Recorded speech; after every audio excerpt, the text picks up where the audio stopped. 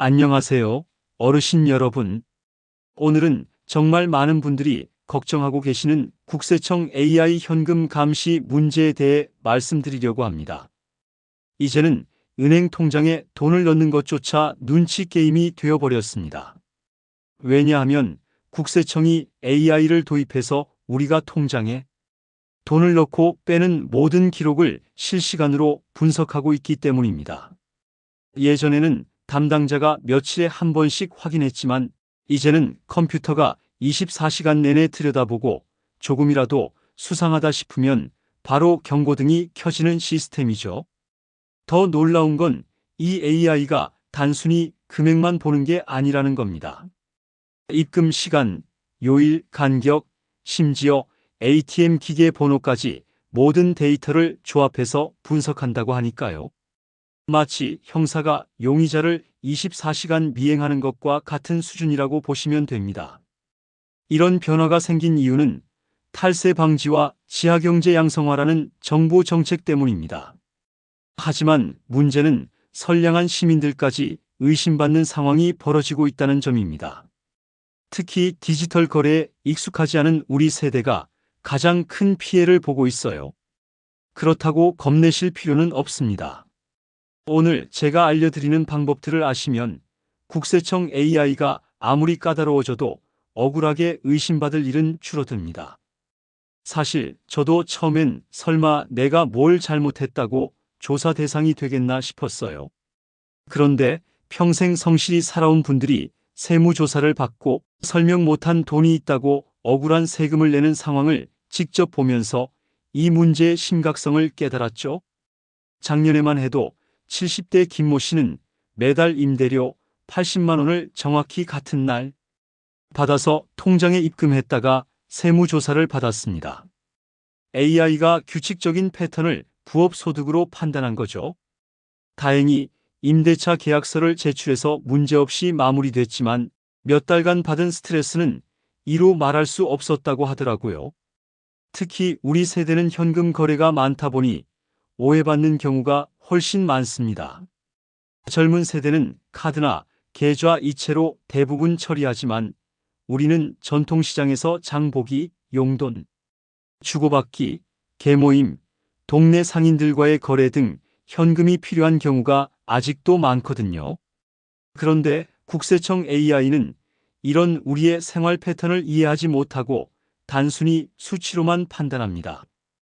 더욱이 농촌 지역 어르신들의 경우 농산물 판매, 농기계 거래, 품앗이 등으로 현금 유통이 더욱 활발한데 이런 전통적인 경제 활동이 AI에게는 의심스러운 거래로 보일 수 있어요.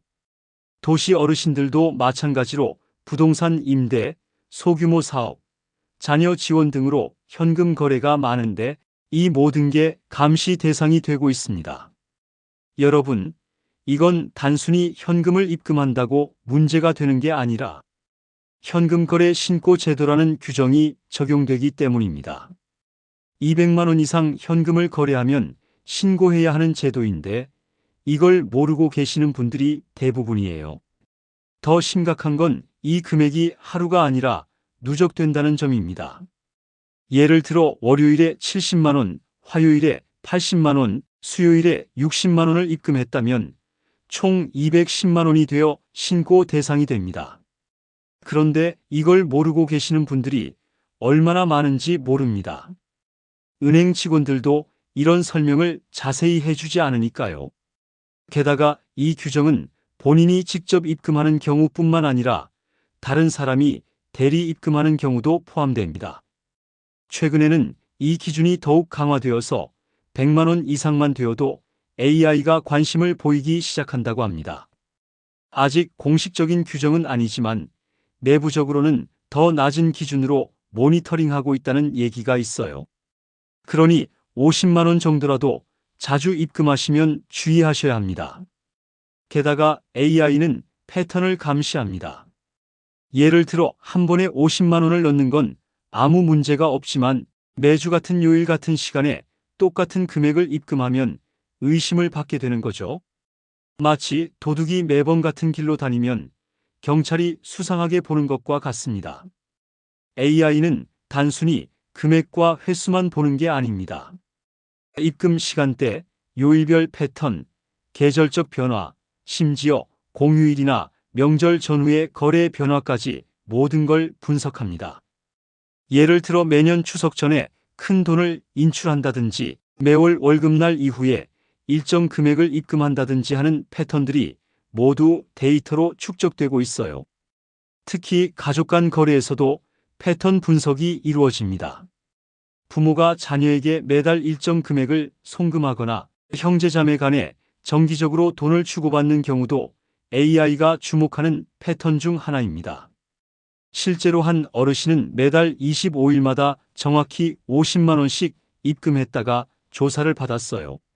알고 보니 임대료였는데 규칙적인 패턴 때문에 부업 소득으로 의심받은 거죠. 또 다른 사례로는 70대 할머니가 손자 용돈을 매월 30만 원씩 꼬박꼬박 송금했다가 증여세 추징을 받은 경우도 있습니다. 1년이면 360만 원인데 증여세 비과세 한도인 연간 10만 원을 훨씬 넘은 거죠. 손자 용돈이라고 생각했는데 세법상으로는 증여가 된 셈입니다. 이런 경우 나중에 증여세뿐만 아니라 가산세까지 물게 되어 더 큰 부담이 됩니다. 문제는 단순히 불편한 게 아니라는 겁니다. 일단 국세청이 의심하기 시작하면 지난 3년간의 통장 거래, 신용카드 사용 내역, 부동산 거래, 심지어 가족들의 거래 내역까지 모두 들여다봅니다. 그리고 설명할 수 없는 돈이 있으면 바로 소득세나 증여세를 물게 돼요. 더 무서운 건 AI가 가족 관계까지 분석한다는 점입니다. 부모 자녀 간 송금, 형제자매 간 거래, 심지어 며느리나 사위와의 금전 거래까지 모두 추적합니다. 그래서 명절 용돈이나 생일 축의금도 조심해야 하는 세상이 되었어요. 특히 혈연 관계가 아닌 사람들과의 거래는 더욱 민감하게 반응합니다. 최근에는 AI가 소셜 데이터까지 분석한다는 얘기도 있어요. 예를 들어 SNS에서 고가의 물건을 자랑했는데 신고된 소득으로는 설명이 안 되면 조사 대상이 될 수 있다는 거죠. 물론 아직 공식적으로 확인된 건 아니지만 기술적으로는 충분히 가능한 일이라서 조심하셔야 합니다. 실제로 70대 이상 어르신들의 현금 거래 조사 건수가 최근 2년 사이에 300% 늘었습니다. 이유는 간단합니다. 현금을 좋아하고 디지털에 익숙하지 않아서 실수할 가능성이 높기 때문이죠. 젊은 세대는 카드 결제나 계좌 이체에 익숙해서 기록이 명확하지만 우리 세대는 현금 거래가 많아 설명하기 어려운 경우가 많습니다. 특히 농촌 지역 어르신들은 더 심각합니다.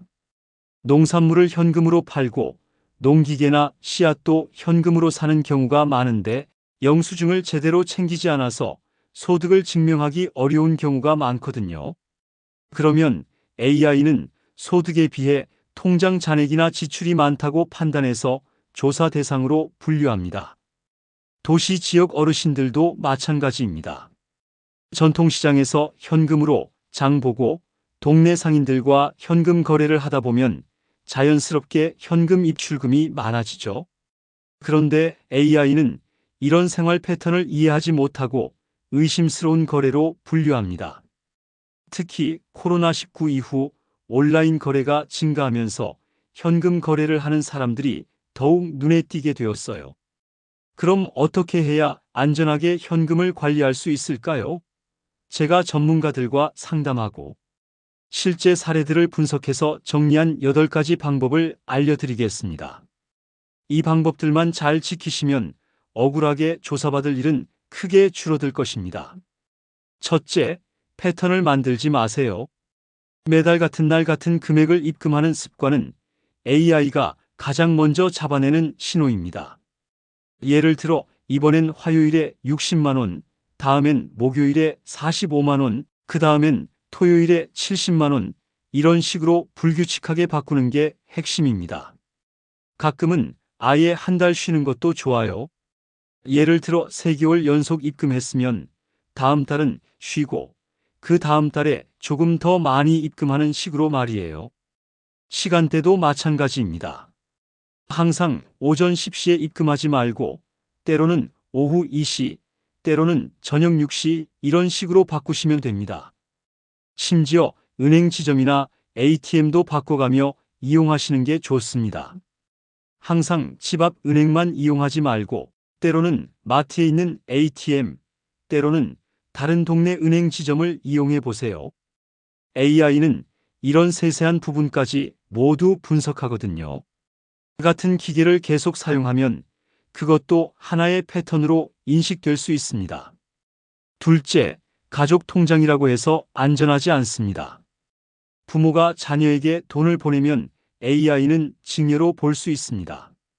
실제로 용돈을 매달 같은 금액으로 송금했다가 조사받은 사례가 있습니다. 특히 성인 자녀에게 매달 일정 금액을 보내는 경우가 가장 위험합니다. 대학생이라면 등록금이나 생활비로 인정받을 수 있지만 직장인 자녀에게 매달 50만 원씩 보내면 증여세 대상이 될 수 있어요. 현행 증여세법상 직계 존속 부모가 직계 비속 자녀에게 주는 증여 재산 중 연간 5천만 원까지는 비과세이지만 이를 초과하면 증여세가 부과됩니다. 방법은 간단합니다. 금액은 작게 나누고 받는 사람이 바로 인출하지 않도록 하며 메모란에 구체적인 목적을 꼭 남기세요. 생활비 보조, 병원비 지원, 손자 학원비처럼 말이에요. 그리고 가끔은 자녀가 부모에게 역송금하는 것도 좋습니다. 일방적인 지원이 아니라 상호 도움을 주고받는 관계라는 걸 보여주는 거죠. 특히 며느리나 사위에게 돈을 보낼 때는 더욱 조심해야 합니다. 혈연 관계가 아니기 때문에 증여세 비과세 한도가 더 낮거든요. 연간 500만 원을 초과하면 증여세가 부과될 수 있습니다. 명절이나 생일 때 축의금을 준다면 그 목적을 명확히 기록해 두시는 게 좋습니다. 셋째, 입금할 때 메모란을 반드시 활용하세요. 대부분 공란으로 두거나 입금이라고만 쓰시는데 이게 문제입니다. 국세청 AI는 그 작은 메모까지 분석합니다. 생활비 정리, 병원비 준비, 손자 학원비처럼 구체적이고 솔직하게 쓰셔야 나중에 증빙할 때도 쉽습니다. 완전히 똑같은 표현보다는 조금씩 바꿔 쓰는 것도 좋아요. 예를 들어 생활비라고만 쓰지 말고 이번엔 생활비 정리, 다음엔 월 생활비, 그 다음엔 생활비 보충 이런 식으로 표현을 다양하게 하세요. 그리고 절대 거짓 내용을 쓰면 안 됩니다. 나중에 조사받을 때 실제 사용 내역과 맞지 않으면 더 큰 의심을 받을 수 있어요. 정직하되 구체적으로 쓰는 게 가장 좋습니다. 용돈, 병원비, 시장비, 교통비 등 실제 용도에 맞게 정확히 기재하세요. 넷째, 모바일 송금도 똑같이 감시받습니다. 카카오페이나 토스 같은 앱으로 보내는 것도 기록이 정확히 남기 때문에 오히려 더 의심받을 수 있습니다. 젊은 세대가 주로 사용하는 수단이기 때문에 어르신들이 자주 사용하면 더 눈에 띌 수 있어요. 따라서 소액으로 나누어 불규칙하게 보내는 게 안전합니다. 예를 들어 100만 원을 주고 싶으면 20만 원씩 3일 간격, 2일 간격, 4일 간격 등으로 나누어 보내는 겁니다.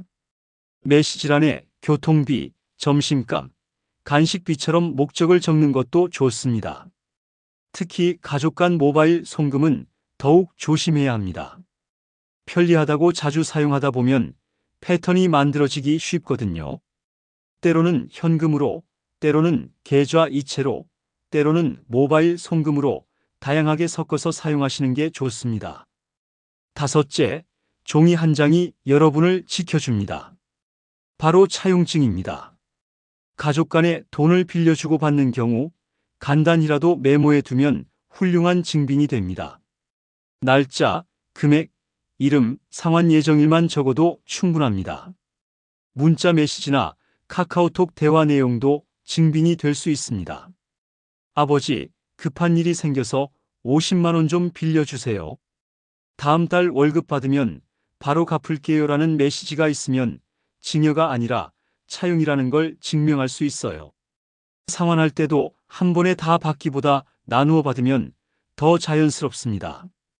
50만 원을 빌려줬다면 20만 원, 15만 원, 15만 원 이런 식으로 나누어 받는 거죠. 그리고 상환할 때마다 일부 상환, 잔금 상환 같은 메모를 남겨두시면 더욱 좋습니다. 여섯째, 큰돈은 미리 계획을 세우세요. 집 팔고, 적금 해약하고, 보험금 받고, 이런 큰 돈이 들어올 때는 미리 은행에 알려두시는 게 좋습니다. 갑자기 큰 돈이 통장에 들어오면 AI가 가장 먼저 의심하거든요. 예를 들어 부동산을 매매할 예정이라면 미리 은행에 가서 다음 주쯤 부동산 매매 대금 1억이 들어올 예정입니다 라고 말씀해 두세요. 그러면 은행에서 기록을 남겨두고 나중에 조사할 때도 명확하게 설명할 수 있습니다.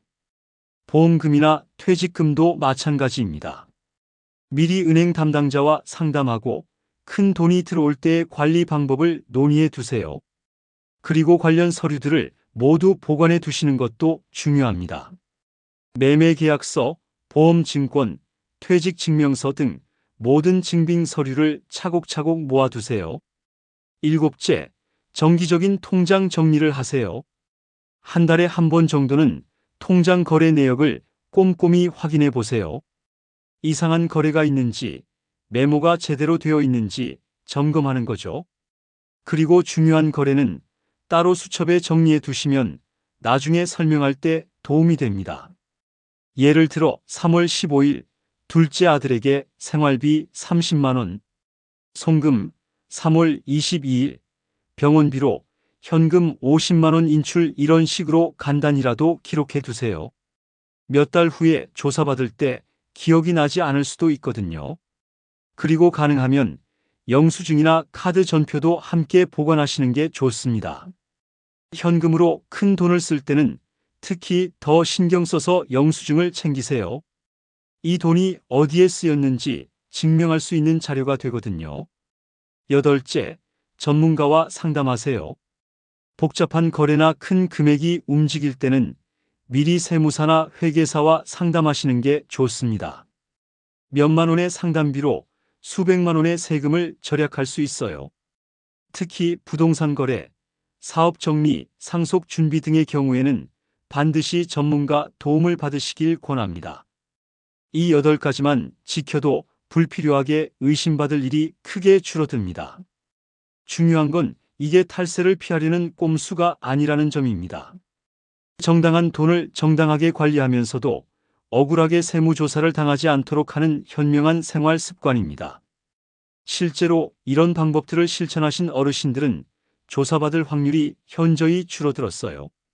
한 70대 어르신은 제가 알려드린 대로 불규칙하게 입금하고 메모도 꼼꼼히 남기셨는데 주변 지인들은 조사를 받았지만 본인은 아무 일이 없었다고 하시더라고요. 여러분, 오늘부터 하나만 실천해 보세요. 입금할 때 메모란에 구체적인 목적을 적겠다든지 매달 같은 패턴 대신 불규칙하게 입금하겠다든지 작은 습관부터 시작하면 됩니다. 이런 작은 실천이 큰 안전으로 이어집니다. 그리고 주변 어르신들께도 꼭 알려주세요. 혼자만 알기엔 너무 중요한 정보입니다. 우리가 서로 도우며 현명하게 대처해 나가야 합니다. 이 영상을 끝까지 들어주셔서 진심으로 감사드립니다. 앞으로도 어르신들께 꼭 필요한 금융세무 정보를 쉽고 친절하게 전해드리겠습니다. 구독과 좋아요를 눌러주시면 새로운 정보가 나올 때마다 가장 먼저 받아보실 수 있습니다. 어르신들의 안전한 노후와 평온한 일상을 진심으로 기원합니다. 오늘도 건강하시고 돈 걱정 없는 하루 되시길 바랍니다. 감사합니다.